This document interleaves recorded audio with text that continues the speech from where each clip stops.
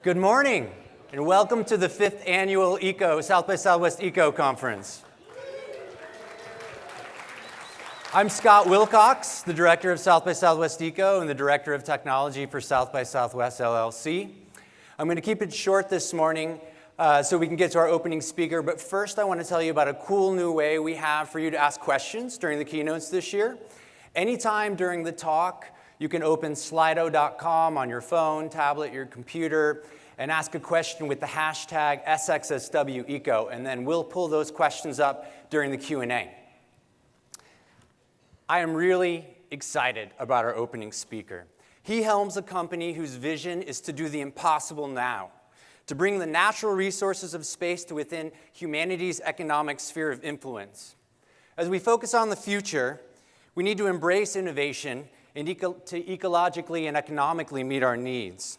And our speaker does just that, laying out a vision to do the seemingly impossible, to harvest water from asteroids that will fuel the in-space economy and habitation by creating rocket fuel and consumable water from space.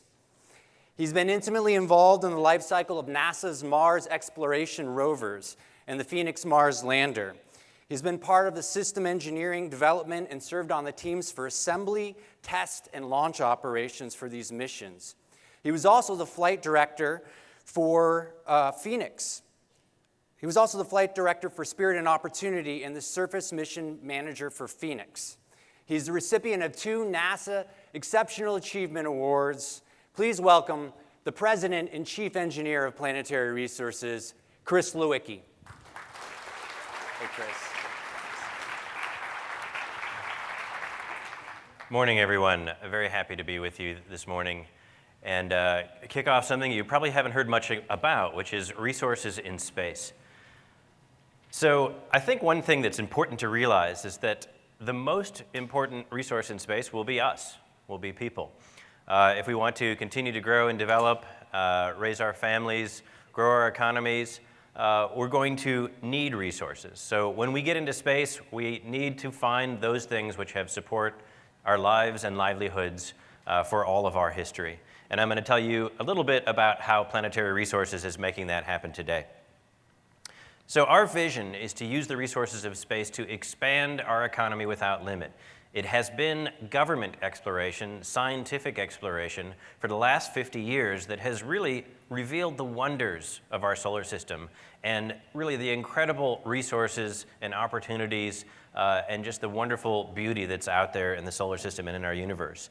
And today, we're working on the sensor platforms that allow us to go out and understand more about these resources and develop them so that they'll be ready for our arrival when we make our way into space. Throughout history, technology has a way of unlocking resources and making those things which were once scarce abundant. And whether it's information, resources, or energy, one example I like to share with you is aluminum.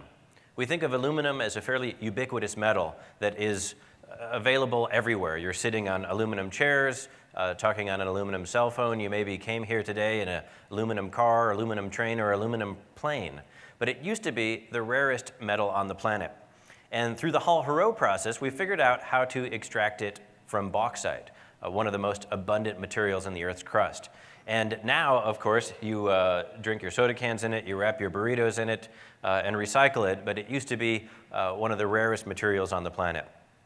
So why are we focused on asteroids, and why do we think right now is the time? Well, ultimately, it's 3 things. The knowledge about the resources is better than it has ever been, and I'll show you a few examples of that. Technology to go out and characterize, access, and even develop these resources already exists, and we only need to deploy it. And today, we have the opportunity to deploy this business on economic timescales.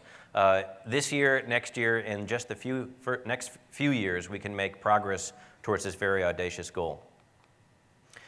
So what I'll show you in the talk this morning is how this is short-term, affordable, and something really that we think will drive the economy and industry into space so that we can keep our planet precious and keep moving humanity forward as we develop new technology and move into the future.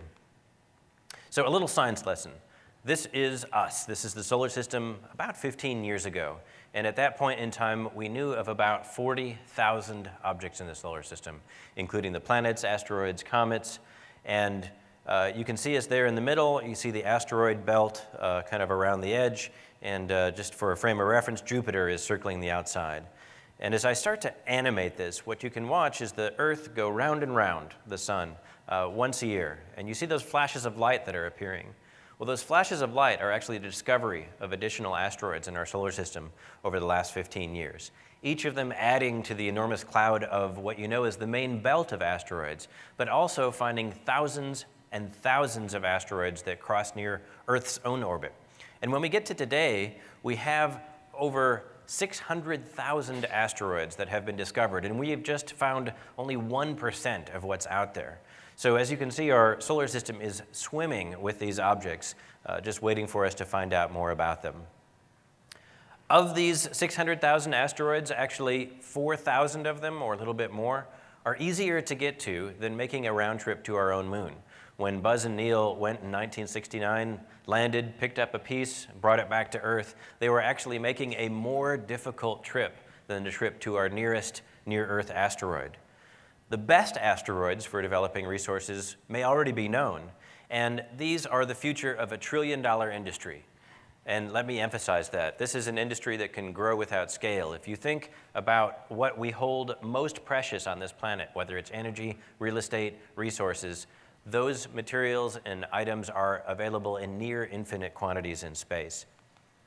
So how are we going to do this?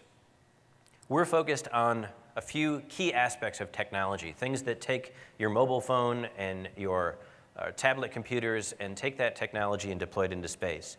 We're looking at sensor systems that help us characterize natural resources, help us understand those additional details about what we're looking at more than just a picture can. We're looking at computer technologies which can survive the rigors of space.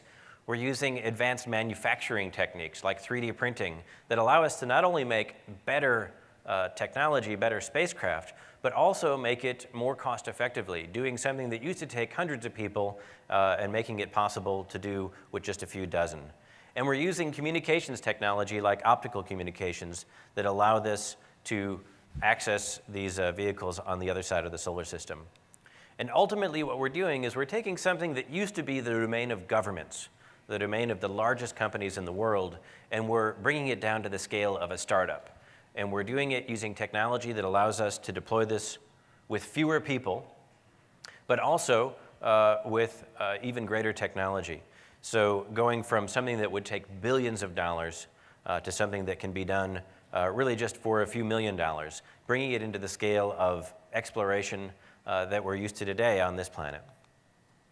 So while we're doing this, we're of course creating a lot of valuable and interesting intellectual property and new technology that, while it might be deployed in our case for mining asteroids, we actually can deploy this technology for businesses right here on Earth.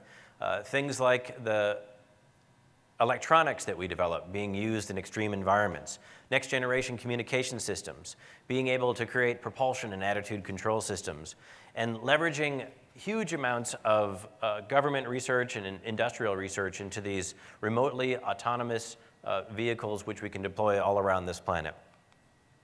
So what is it on asteroids that's valuable? So you might think initially that this is something that we can do to bring resources back here to Earth. And that's something that we may one day do in kind of the perfection of the industry. One of the items that is the most valuable in space that is relatively scarce here on Earth are the platinum group metals.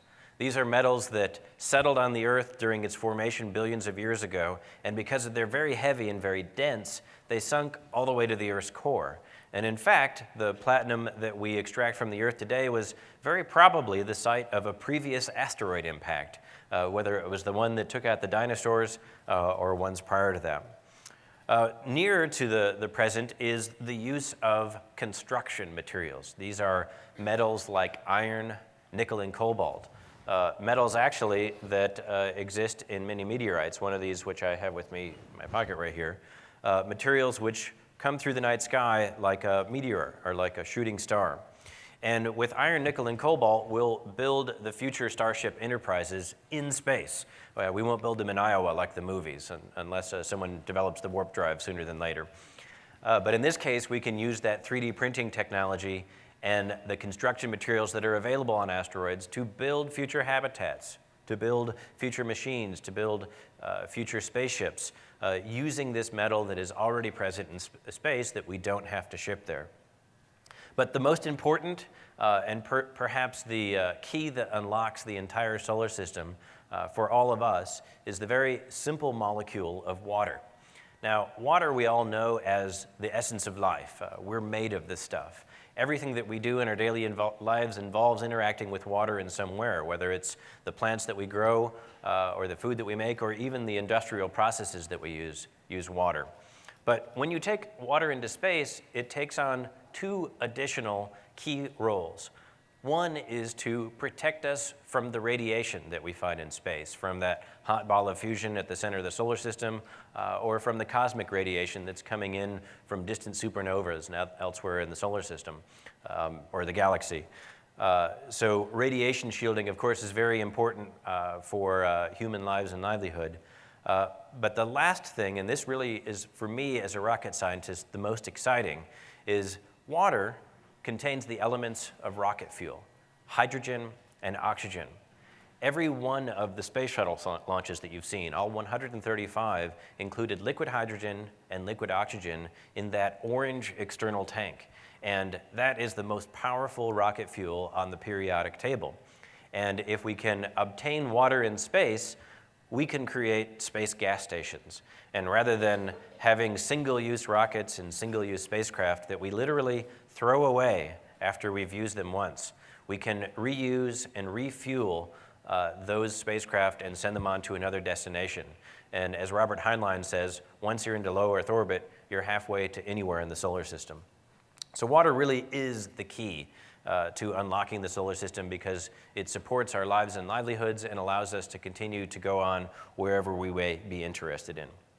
So over the past 20 years, we've gone from knowing asteroids as a debris field in Star Wars and the odds of surviving them being 1 in 3,700 and something or other, to places that we know in detail. And these are just a few of the asteroids that have been visited by spacecraft.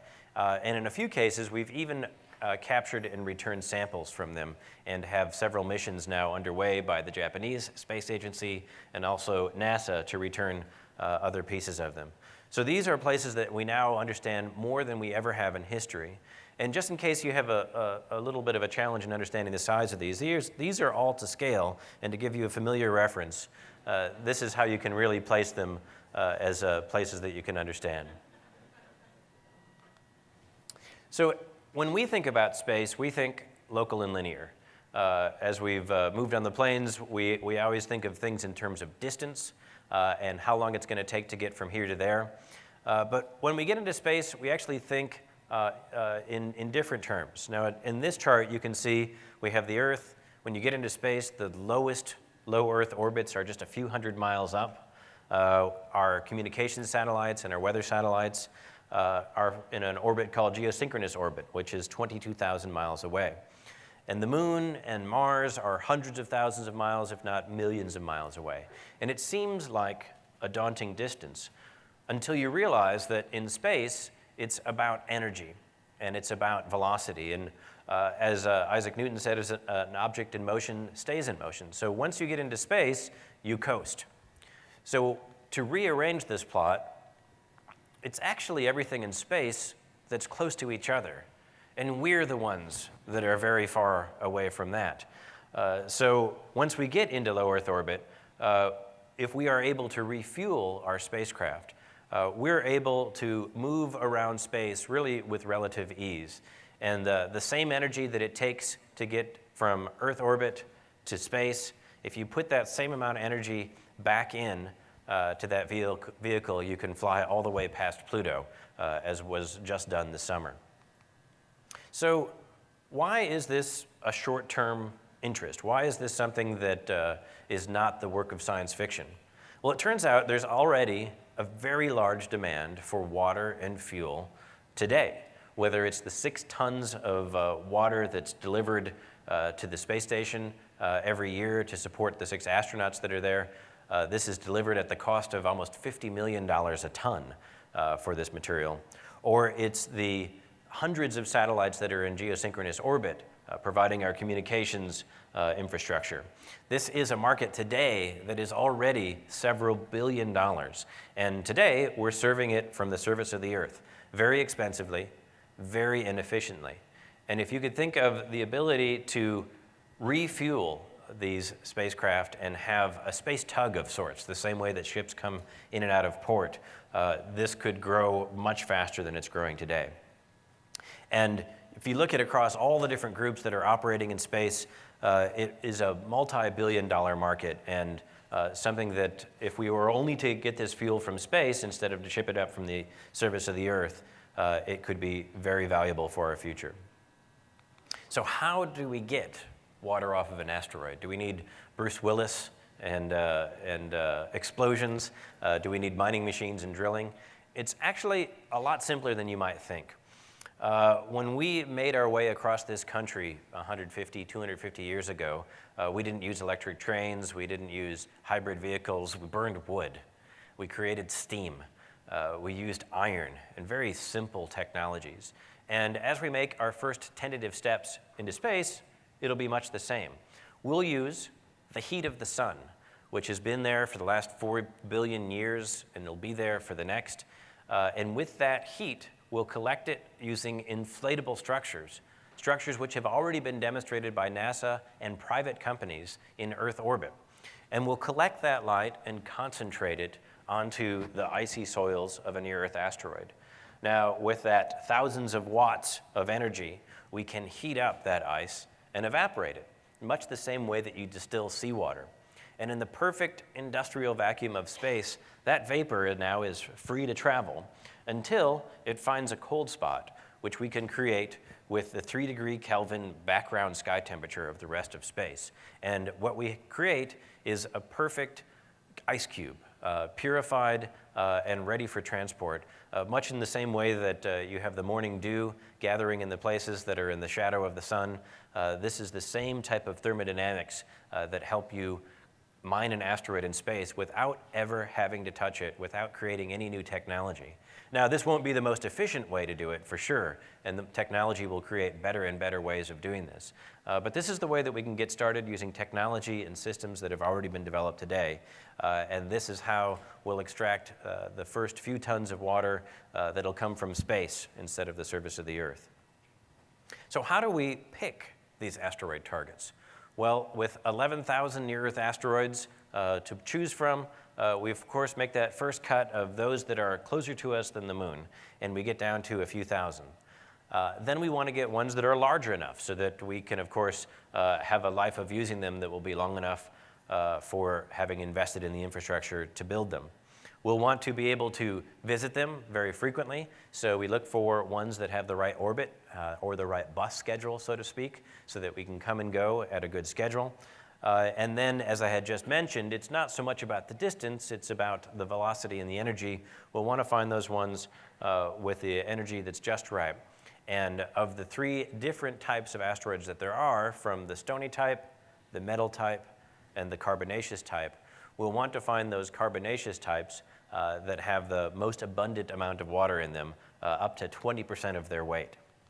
So from that, we can actually build a list.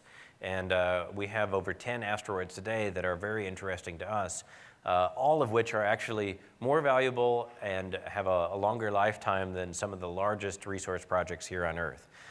So this is something that it truly staggers the mind, the amount of resources that are out there that are available for us, just waiting to get started. So we're using an iterative development methodology of technology to go out and reach these asteroids. The technology for actually exploring asteroids has existed probably since the 1960s, but the price tag back then was a few $1 billion, and of course took all the might of the United States and the Soviet Union to be able to deploy it. But today, this technology is within reach of a startup company like Planetary Resources. And we're using software-like development methodologies so that we can release early releases, we can alpha test and beta test things, learn as we go, incorporate the latest technologies, and through multiple iterations, go from what you're very familiar with a cell phone or a tablet, which is kind of primitive, to something that you rely on as part of your everyday life or your business activities. This is something that we're already making progress on.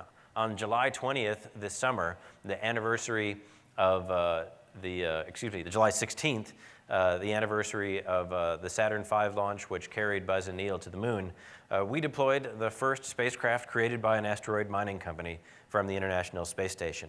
And this was our beta test of a lot of our key technology for exploring deep space, and it's orbiting the Earth today. It's completed its mission, and we're getting ready for the mission that's going to follow it, which will be its bigger brother, the Arctic 6, which will start to incorporate some of the sensor technologies like mid-wave infrared imaging, which helps us detect water and water-bearing minerals on asteroids. And we can use these miniaturized sensor technologies, whether it's infrared imaging or hyperspectral imaging, which breaks the colors of the rainbow into the hundreds of their components and allows us to actually characterize minerals on an asteroid or resources right here on Earth in better detail than has ever been done before. So in a lot of ways, the technology to access and develop resources in space actually improve our ability to manage our resources right here on Earth. And this is a mission we're very excited about at Planetary Resources. Just to show you a few more pictures of the goings-on, we've been able to take spacecraft that used to be the size of a bus and move them down to the size of in this case, a cereal box. You can see one of our engineers there in the lower right-hand corner with our Arctic 6 that's coming together in the clean room. We have a staff of about 40 engineers in Seattle, Washington, and we actually make more than 90% of the components of our spacecraft in-house in what's called a vertically integrated process. So if we have a problem with one of the components or we need to update the software, it's our own engineers who develop that. And this allows us to take more risks, to make bets on future technology and be able to make many rapid iterations on this. So we're very excited to get this spacecraft into orbit. And our team, of course, is a very passionate team who's set out on this goal of increasing the economic sphere of humanity and giving us a bright future, which isn't limited, but is limitless in its scope, and something that we can begin with resources in space to help us build that future. So just in closing, to wrap through a few more things, this is a path which is very familiar to project economics for projects here on Earth. Whether you're an oil company or a mining company, these are projects that cost tens of millions of dollars to go to the remote corners of the Earth. But this is also the same amount of cost that we're talking about going through the asteroids. And ultimately what you're doing is understanding more about the resource that you're developing so that you can understand the technology you need to go to access it. Now, from a planetary science background and my background in NASA, this is also something that's very familiar for NASA exploration standards. We've actually been to asteroids before. I'm sure everyone remembered last fall when we landed on the surface of a comet. So these are technologies that we have been proving and developing multiple times over the past 10 years or so. And we can use telescopes here on Earth to find the best places to get started. We can use astronomy to let us know which is the right resources to get started on. And then with our local prospecting capability, we can use local technology to help us know which is the right asteroid to get started on. So today we like to think of this as really, in baseball analogies, we're working on the single. And we've been working on many research and development contracts, some with NASA, some with DARPA. We're about ready to deploy this technology for a resource use right here at home and develop space sensors and data collection and technologies that will be relevant to the future. In developing this future real estate in space, these future water mines that will support human exploration, that of course is going to be extremely valuable, but ultimately being able to have whatever material we need when we need it without having to worry about the cost of that material or the environmental impact of that material is something that I'm very excited about creating that future for. So one last thing, people might ask, well, what is what is the law surrounding this? Is this something that is going to be regulated? And I'm very excited to share with you that in the United States, our Congress has actually introduced and passed a bill that identifies just the overall structure of how this might work in the future. That when a company like Planetary Resources goes out to an asteroid and picks a piece up of it off, just like Neil and Buzz did from the surface of the moon, that piece that we grab from the asteroid is ours, and we can do with that piece what we want it, keep it or sell it. We have the support of the court systems, and of course the support of the government, and just like any other industry, will be regulated and taxed to support our economy, and that's something that, of course, with any business, we want to be able to support a thriving economy. But it's just really exciting for me personally to realize that these are things that are being discussed in the halls of Congress and moved forward in a very visionary manner, and very excited to have Congress's support.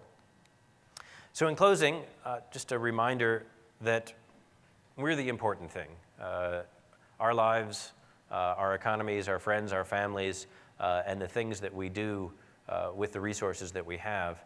And when we get into space, we're going to need resources so that we can continue to grow and develop and support the economy that we've come really to appreciate and depend on. And as we move into space, we'll do I don't know, just very excited about this. We'll create that future really that allows us to have Earth as that special place where it all got started, and the solar system as being the place which is the next part of our story. And Planetary Resources really looks forward to helping creating that future for everyone here. So with that, I'd be happy to take any questions that anyone has put into the system, and thank you for being here this morning. Okay. So Chris, who owns space?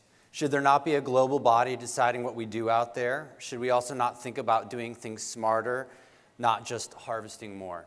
Absolutely. So the United Nations passed a treaty in 1967 called the Outer Space Treaty. And its main purpose was to make sure that there wasn't going to be a red moon or a red, white, and blue moon. And in that case, they wanted to make very clear that a sovereign nation couldn't claim something as a state and colonize it and set up all that activity. So with what Congress is doing this year, they're kind of filling in the blanks with private development that we can't own an asteroid, but we can own the pieces that we take from it. Kind of the same type of thing when you might visit somewhere and grab a souvenir. And asteroids are really, really big, and the parts that we're developing it from it are just a small piece of that. And in terms of doing things right, I do think that this is our best opportunity to learn from all the good decisions we made and all the bad decisions we made, and use this as the next opportunity to take that into account. So the opportunity here is to take this industrial activity far away from everything here on Earth that we hold precious. And space is really a truly vast place, mind-bogglingly huge, as Douglas Adams said, not just on a trip down to the local druggist, as he said in The Hitchhiker's Galaxy. So I think this is an opportunity for us to be more environmentally sensitive than we ever have been. Thank you.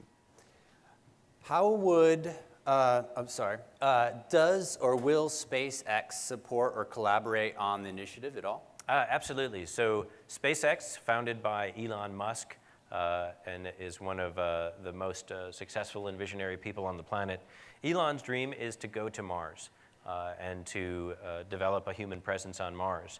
And in his architectures for sending vehicles to Mars, he will need to refuel his vehicles on the way there. And of course, our rides into space ride on SpaceX's rockets. So there's a great partnership there. We very much support SpaceX mission, and we're excited to have their support as well. All right, next question. How can you get the U.S. to start funding and prioritizing more space initiatives like this? I wish I knew the answer to that question. I just saw The Martian last night. Talks about kind of a visionary future where we're exploring Mars and maybe reliving Apollo 13 moment there. And a lot of what we enjoy today is a result of investments by our countries and other countries around the world in these very difficult, but what turn out to be very important in unexpected ways, technologies. So, as Neil deGrasse Tyson, the famous astrophysicist, says, a penny for NASA, because right now they're getting a half penny. But they're actually working with less funding than they ever have in their entire history and still doing amazing things. So I think for everyone in this room, it's just write your congressman and let them know that learning more about space helps us learn about our own planet and is really just better for everyone all around. What are the biggest environmental risks associated with harvesting resources from space? I don't know that there are any that are actually worth worrying about. There are 60 million objects in our solar system. They're distributed from the sun all the way out to the Oort cloud past Pluto. These things actually run into the Earth all the time. And one of the great opportunities that we have is if we can mine an asteroid, we can prevent it from hitting the Earth. And the reasons why the dinosaurs aren't around is because they didn't have a space program. But what's most important, and if you look at a topic what's called planetary defense, in order for you to know that an asteroid is a danger, you have to know where it is and have to have detected it. So this is one of the, we can't prevent floods and forest fires and hordes of locusts and all those horrible things, but we can prevent asteroid impacts. So this is something that the very technology that we use to go out and develop these resources might be the very technology that saves us from the largest natural disaster on Earth. All right. Okay, well, thank you, Chris. All right.